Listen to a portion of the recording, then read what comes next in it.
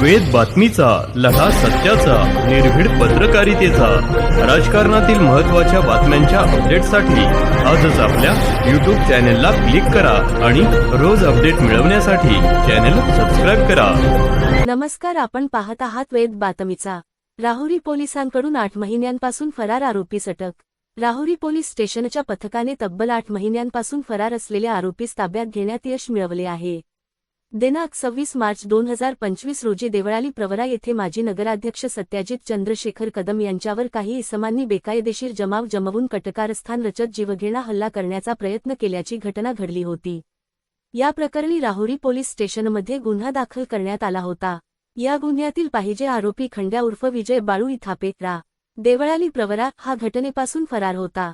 Police उपनिरीक्षक Raju Jadhav, police हवालदार Rahul Yadav, police constable Ganesh Lipne, police naik Pravin Ahire व पोलीस नाईक रोगदे यांनी गुप्त बातमीदारांकडून मिळालेल्या माहितीच्या आधारे तसेच तांत्रिक विश्लेषणाच्या मदतीने सदर आरोपीस ताब्यात घेतले.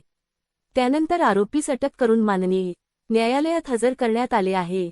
ही कारवाई पोलीस अधीक्षक सोमनाथ घारगे, अपर पोलीस अधीक्षक श्रीरामपूर सोमनाथ वाघचौरे तसेच उपविभागीय पोलीस अधिकारी श्रीरामपूर विभाग जयदत्त भवर यांच्या मार्गदर्शनाखाली करण्यात आली. सदर कारवाईत पोलीस निरीक्षक संजय ठेंगे, पोलीस उपनिरीक्षक Raju Jadhav, police head constable Rahul Yadav, police constable Ganesh Lipne, police constable Sachin Tajne, police naik Pravin Ahire व रोगदे यांनी सहभाग घेतला. या गुन्ह्याचा पुढील तपास पोसई राजू जाधव व पोलीस कॉन्स्टेबल गणेश लिपणे हे करीत आहेत. वेद बातमीचासाठी राजेंद्र उंडे, राहुरी.